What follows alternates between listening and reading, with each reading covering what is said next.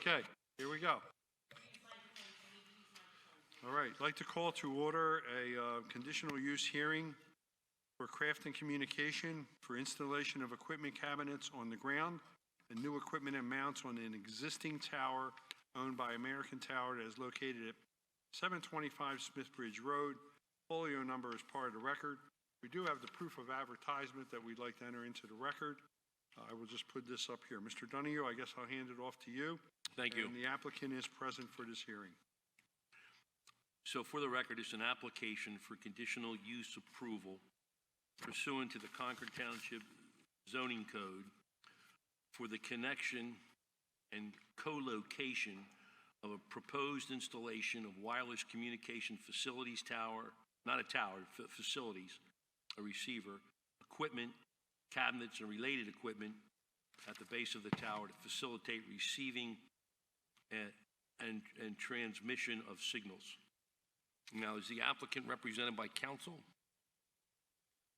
And would you identify yourself for the record?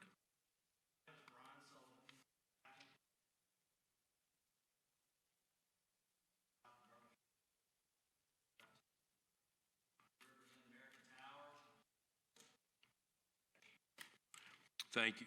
And is this application a T-Mobile application or? Okay. And my understanding is that you have already presented to the township a structural analysis report. Is that correct? Yes, sir. You've also submitted your conditional use application. Is that correct? Yes, sir. We submitted an application. Do you want to describe to this council what your intentions are and what you're proposing to do? You're in the mic because now we don't have the hearing. Okay. Can y'all hear me? Yes. Okay, great. What we're proposing is to install T-Mobile onto the existing cell tower that's located at 689 Smithbridge Road. This is an existing tower that was on ground that was leased from the township in 2014, approximately, and built around that time. There are currently two tenants, two carriers installed on the tower, AT&T and Verizon. Dish is proposing to install, and they're working through that application with y'all as well. And then T-Mobile proposes to install at 105 feet above ground level. That will be below the second tenant on that tower, which is below Verizon's equipment at about 105 feet above ground level, where they will install a steel platform mount where they will attach 9 antennas and 6 remote radio units and some other ancillary equipment. Transmission lines will run down the inside of the tower to their ground equipment, which will be installed on a concrete pad within the compound. The compound is a fenced compound with a privacy fence all the way around it. And so the ground equipment, which will consist of 2 cabinets, is what we call them, but they look like industrial refrigerators, similar to the cabinets that are existing on site, not to be confused with the shelter that is existing on site. And then, so those 2 cabinets will sit on a concrete pad within a 10 by 15 area inside of the fenced compound. And does this particular project conform and abide by all the federal communication rules and regulations? Yes, sir. All of the frequencies that are used are licensed by the FCC that T-Mobile has purchased at auction. They'll be operating under the approved and recommended levels and using the frequencies that they've purchased at auction. And have you provided the township with a structural analysis report? We have, and it's, I have a copy here.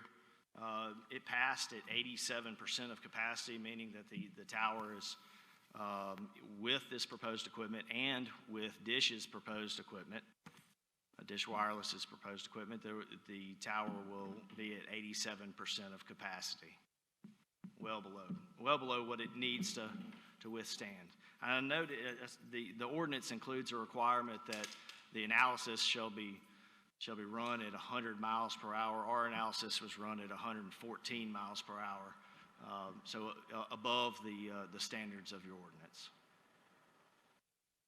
Thank you. And I believe the township engineers, folks, or consultants have had an opportunity to review this structural analysis report. Is that correct, Mr. Klein? That is correct. We completed a peer review of the structural design and had no comments on that design. And it appears that this structural analysis report conforms to expected requirements? Correct. All right, does anyone on council have any questions of this, of the application? You, as a housekeeping, I think we should make mention for the record that we do have a memo from the Concord Township Planning Commission dated January 24th of 2023 regarding this, and it says, we recommend approval of the conditional use application with no additional comments. And also for the record, I see a memo here from Ross Stewart, engineer from Pannoni on January 9th, I think, which addresses the township's concerns and answers to questions regarding the structural loading and calculations that were reviewed by them.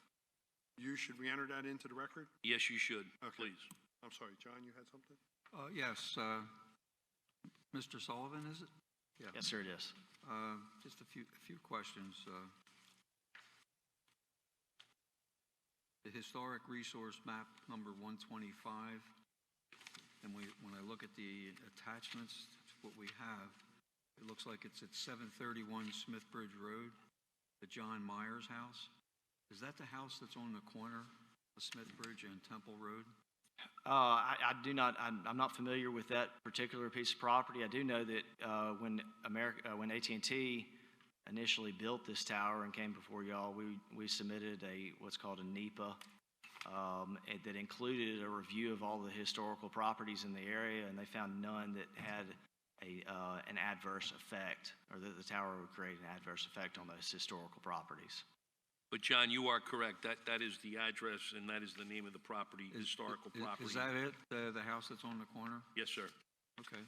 So I see that there's going to be some structural work, a concrete pad, and also some appendages to be hung on the tower, and they've all been reviewed by the engineer. Yes, sir. I guess procedurally, should we approve a conditional use, do we need any further submissions to the township, such as a building permit? What would the next step be, should we approve a conditional use? Do you know that? Or Sure, yes. Yes, that's correct. They would be coming in for permits for that work to be done, especially the groundwork in particular, I believe. That would be simply a building permit. No land development plan would be necessary. Okay. Not only the permit fee, John, but I think that there's a fee that you folks pay the township for use of this particular facility. Yes, sir. I met with your building permit office earlier, and we reviewed all the requirements that would be needed and everything that we would need to submit, and the fees, which are. But if it makes council more comfortable, we could always condition it upon issuance of a building permit, if we'd like. Okay. What is this, in terms of the technology this is this for 5G primarily, or non-5G, or both? It's both. It'll have multiple technologies, but one of them will be 5G. So do you know if the other services that are currently located on this tower are currently operating 5G off of that? I mean, I know there's a lot of movement towards non-tower service, and we recently passed an ordinance regarding that. So I'm just more curious, I suppose, as to sort of the direction of doing this tower-based versus non-tower-based. Doing what? Applying your equipment to the tower versus, I guess, the small cell. Small wireless, John? Small wireless, non-tower-based. Okay, yeah. Well, a small cell site, yes, is vastly different. A micro site, where this is a macro site, and it's designed to cover a greater territory and be able to do more, provide better service to the residents and of the area, and capable of reaching greater speeds and things like that. But I don't know about. I'm not sure if you were asking about the other carriers who are installed on the site, if they're operating. I don't have any information about that. Thank you. Yes, Mr. Sullivan, are the antennas that you're putting on above or below what's existing right now? They are below. Okay. They are below. And what will be the lowest height that your antennas will come down to on that 140-foot pole? Yes, ma'am. So they're going to be mounted at 105 feet. And these antennas are approximately 8 feet high. So the lowest would be like 100 feet, something right around in there. The Around bottom 100 feet. tip height. 100 feet would be the lowest. 100 feet would be the lowest that these antennas would be installed. Yes, ma'am. And you mentioned that there's 5G on here, but also multiple other services. So what are the other services that will be on, that you're installing? Well, the technologies would be some other 4G. 4G, they're not installing any 3G type technologies, but either 4G or 5G, which are really just operating in different frequencies. And so they'll be using their multiple spectrum bands to provide the best and optimal service for the site. And you said 9 antennas, and then there was something else you mentioned. Remote radio units. So what they do, they have pieces of equipment it's a radio. It's similar to the radios that they put on the ground, in the cabinets on the ground. But these are mounted behind the antennas on the top of the tower, or at the tower. And they're about the size of a briefcase, and they're mounted behind the antennas. So they're not as noticeable as the antennas are. And are they for T-Mobile use as well, or are they for somebody else? They will be solely for T-Mobile's use. And are all the antennas solely for T-Mobile? All of these antennas are solely for T-Mobile's use. Yes, ma'am. And then, The other antennas are AT&T and Verizon. right, okay. Yes, ma'am. The only other question I had was on the visual appearance. I know in the past we've had conversations with some of the, when they've come in, probably for this poll and other polls, about, having it look like a tree and, I guess there's flagpoles, other things like that.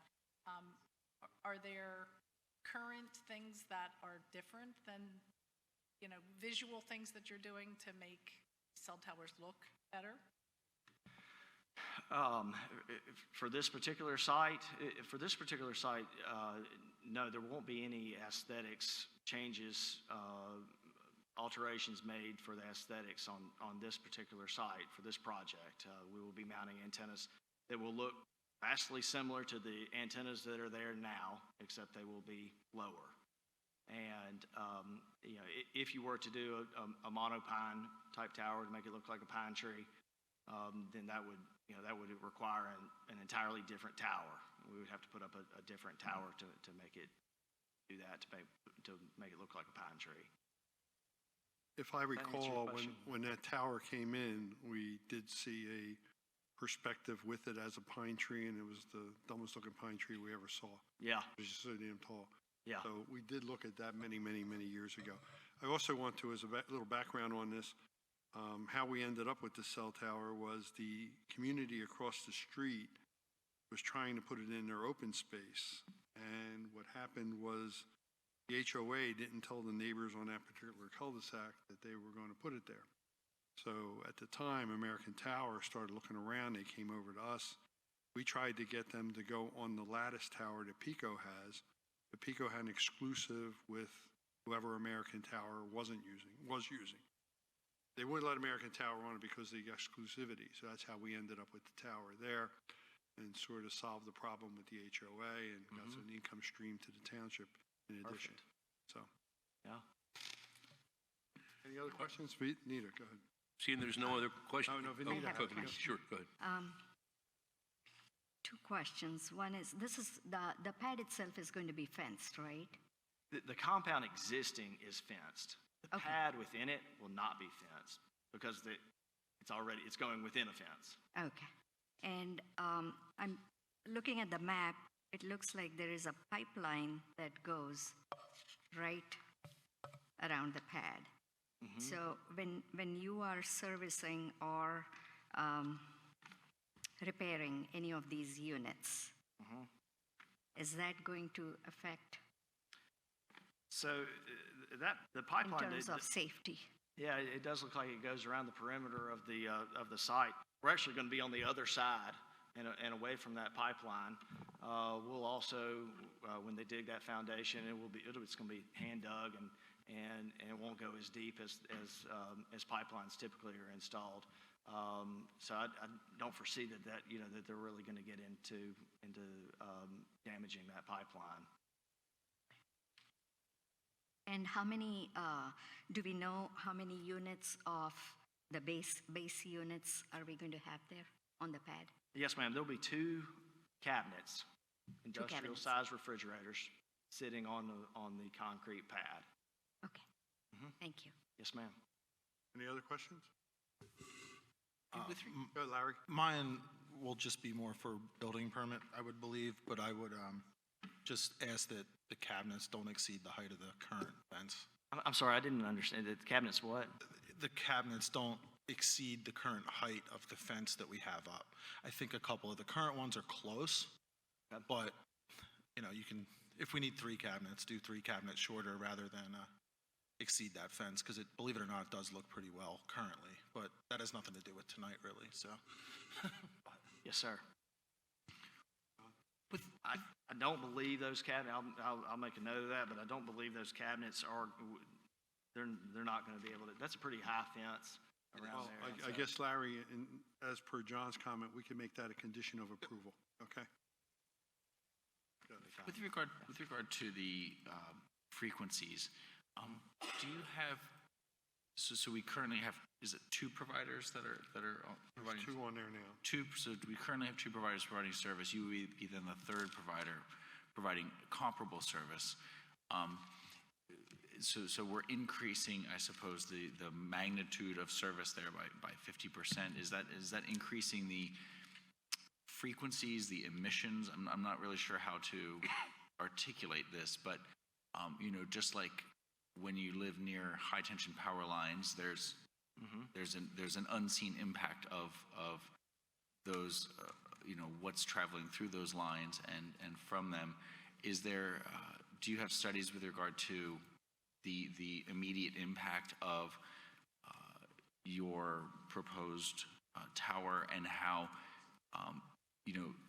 magnifying those frequencies in that same location has an impact on folks? So do the multiple use of carriers compound the frequencies or the radiation coming from the tower? So those towers, each installation, they produce a very low amount of radiation. It's I've seen it stated in studies that it's less than a baby monitor. So it is a very low amount. Additionally, we're going to be installing at 105 feet. The standard is to keep things above 30 feet so that you're not too close to the public that's going to be around there. So the antennas are high and they're going to be operating under the FCC limits and using the frequencies that have been licensed by the FCC. Thank you. I have one additional question. This might be for Nate. How many carriers can fit on this pole?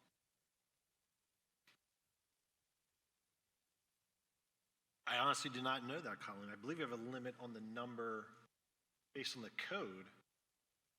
But I think structurally, you said you're at 87% now, right?